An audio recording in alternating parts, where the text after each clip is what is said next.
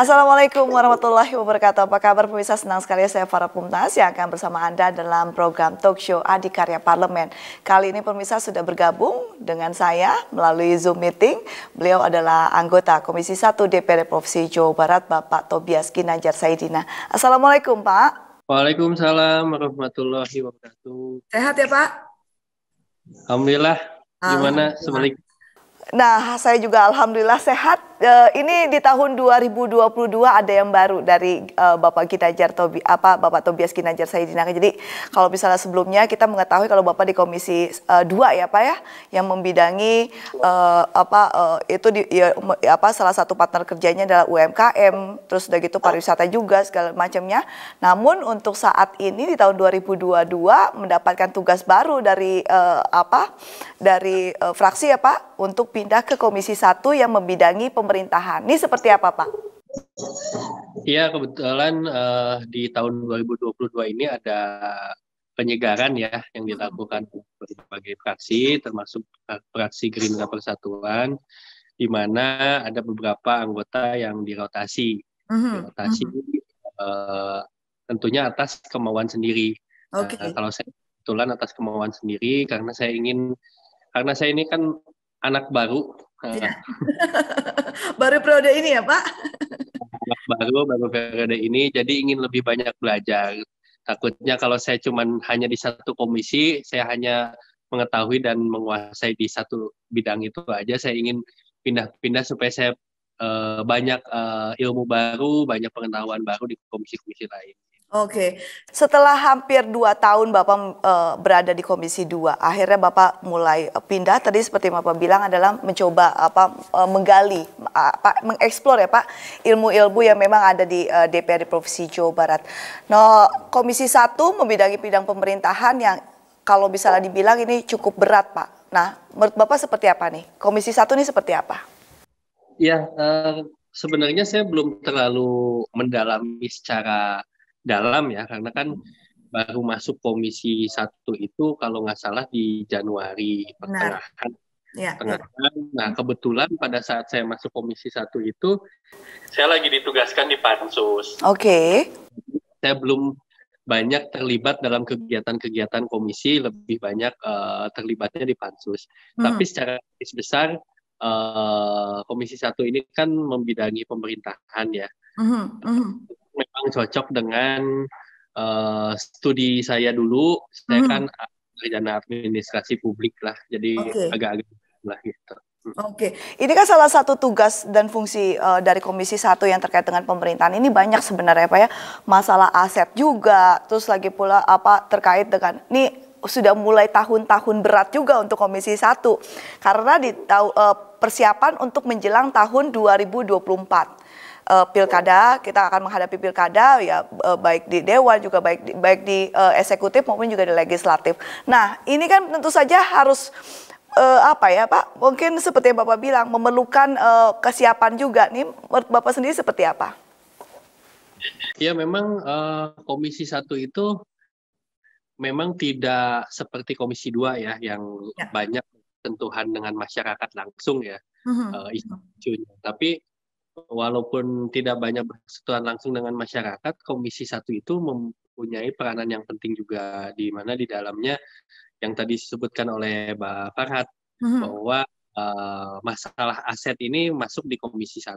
Seperti kita ketahui kan, Jawa Barat ini punya banyak sekali aset yang potensinya tidak termaksimalkan. Ada yang sengketa lah, ada yang menjadi lahan tidur tidak dimaksud. Nah, ini tugas kita untuk menginventarisir itu semua agar aset-aset yang dimiliki Pemprov ini bisa dimanfaatkan secara efektif untuk kebaikan masyarakat Jawa Barat.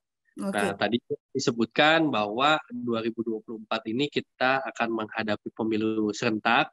Ini satu hal yang baru, di mana pilkada dan pemilu legislatif dilaksanakan di tahun yang sama walaupun di beda tanggal ya. Setelah ditetapkan pemilu itu di 14 Februari, pilkada itu di November. Nah, ini juga menjadi PR untuk Komisi 1 yang juga sering kali melakukan rapat kerja dengan KPU provinsi, KPU daerah untuk memastikan agar pemilu ini berjalan dengan lancar, aman, dan menghasilkan sebuah hasil yang baik secara kualitas demokrasi begitu.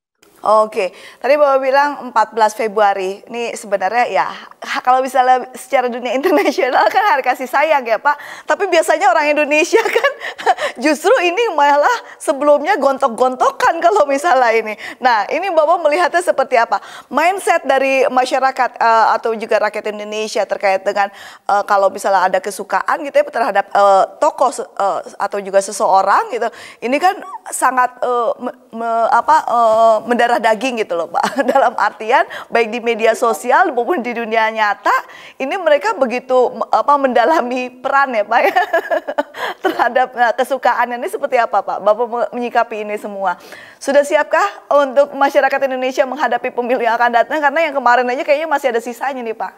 Ya, menurut saya ini bagian dari dinamika demokrasi ya. Kita sudah ambil pilihan demokrasi yang dirasa menurut kita ada yang paling baik. Ya. Tentunya ada konsekuensinya ketika kita melakukan pemilihan secara langsung seperti yang dilakukan di Indonesia ini. Nah, kalau namanya perbedaan pendapat kan biasa lah. Ya, Pak. Bagaimana diminimalisir, bukan perbedaan pendapatnya yang diminimalisir, tapi jangan sampai damage efeknya tuh besar. Ya. Jadi seperti di sosial media, Riuh dan lain sebagainya, ya menurut saya sih wajar-wajar aja kalau banyak perbedaan pendapat. Yang penting jangan sampai melakukan tindak pidana lah gitu kan. Sudah ada sebenarnya aturan-aturannya, ada undang-undang ITE, ada undang-undang lainnya. Nah, bagaimana nanti baik KPU, baik partai politik melakukan pendidikan politik kepada pemilih agar mereka melakukan cara-cara kampanye yang santun seperti itu. Tapi kalau misalnya kita balik lagi Pak, melihat bagaimana dengan kesiapan KPU ya Pak, kabupaten kota.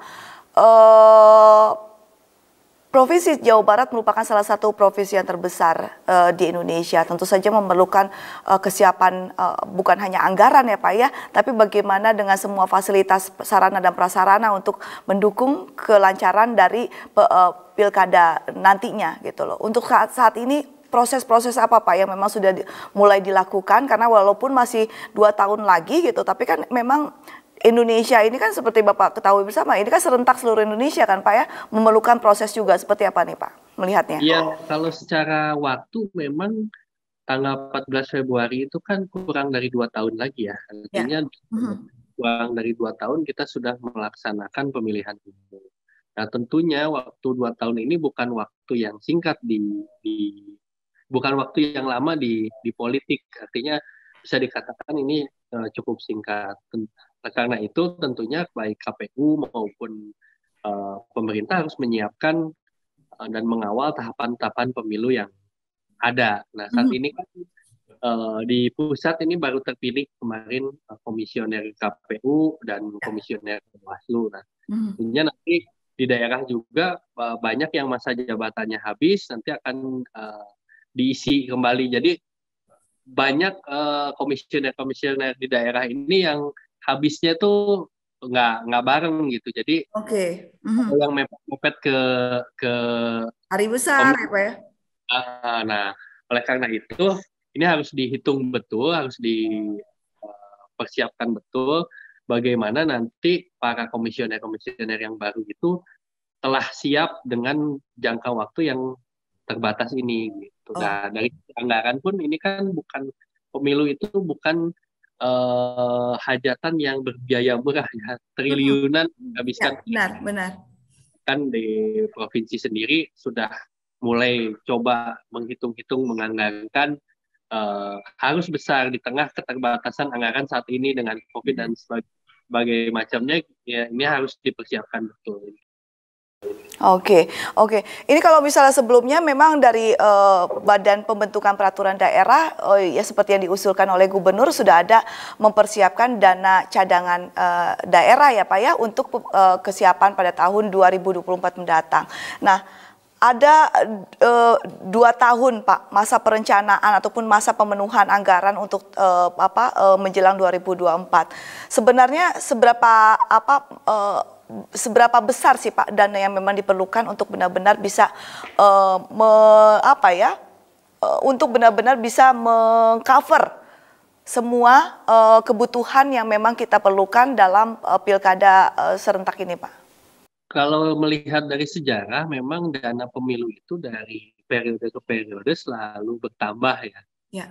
bertambah dan memerlukan biaya yang besar. Terkait angkanya berapa, tentunya yang lebih paham itu KPU sebagai penyelenggara. Nah, Oke. tentunya nanti KPU harus mengusulkan tentunya anggaran yang mereka perlukan berapa, tentunya nanti akan dibahas di provinsi seperti apa gitu. Oke. Jadi kalau terkait angka idealnya tentu dari KPU dulu, karena mereka sebagai penyelenggara yang mengerti hitungan teknis, persiapan dan lain-lain mereka. Nanti kita di DPRD dan pemerintah provinsi hanya melihat mungkin kira-kira rasional nggak angka seperti yang diajukan itu. Oke, Bapak melihat kesiapan ya Pak ya. Kaum muda sekarang sudah mulai banyak yang memilih ya Pak ya. Kalau misalnya dilihat dari pilkada serentak sebelumnya, memang ada peningkatan dari pemilih pemula ini untuk mulai memilih. Apa sih Pak yang seharusnya mereka persiapkan dalam memilih gitu? Jangan sampai, karena memang namanya juga anak muda ya Pak ya. Kadang-kadang kan mereka terlalu terbawa suasana juga. Nah, apa yang harus mereka persiapkan nih Pak sebenarnya sebagai pemilih pemula? Iya, memang di 2024 ini diprediksi bahwa mayoritas yang mempunyai hak pilih adalah generasi milenial dan di bawahnya ya. Setelah milenial. Jadi memang didominasi oleh pemilih-pemilih muda dan anak-anak muda lah. Nah, tentunya anak-anak muda ini kan selain mereka terkenal kritis, tapi juga mereka banyak yang masih apatis terhadap politik. Iya, benar. Karena mereka menganggap nggak milih juga kehidupan gue gini-gini aja, gue cari kerja sendiri, ini sendiri nggak dibantu pemerintah ibaratnya seperti itu. Nah, itulah yang harus disadarkan bahwa proses politik ini penting karena pemilu ini nantinya akan melahirkan pemimpin-pemimpin yang akan mengisi pos-pos di setiap tingkatan ya, dari DPRD kabupaten, provinsi, pusat, kepala daerah yang nantinya tentunya akan mengeluarkan kebijakan-kebijakan politik dan keputusan-keputusan politik. Oke.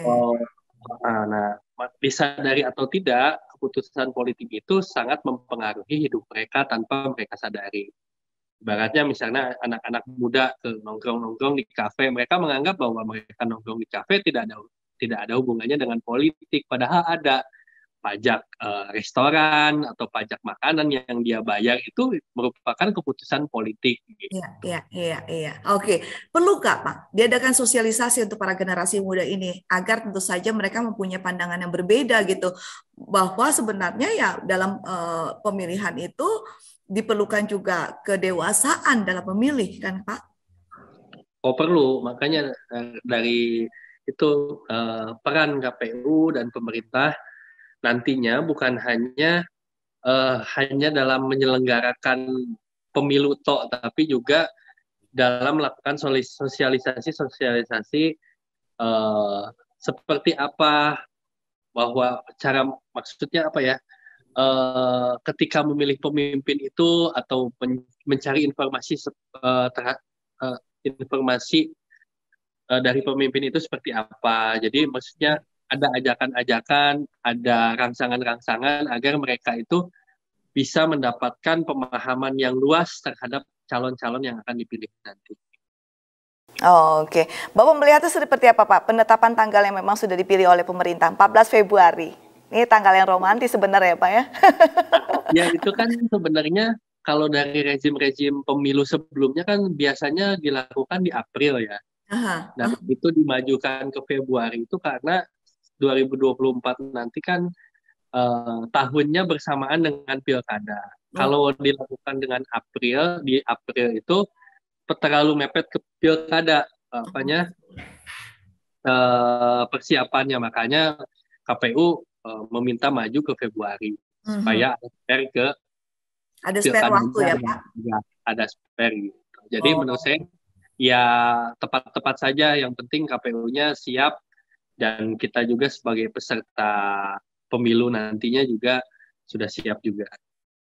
Oke, terakhir Pak, apa yang ingin Bapak sampaikan nih untuk para anak muda Indonesia, Jawa Barat untuk benar-benar bisa menghadapi situasi dan kondisi di tahun 2024 mendatang? Menjelang ya Pak, menjelang biasanya lebih panas ini pada sebelumnya.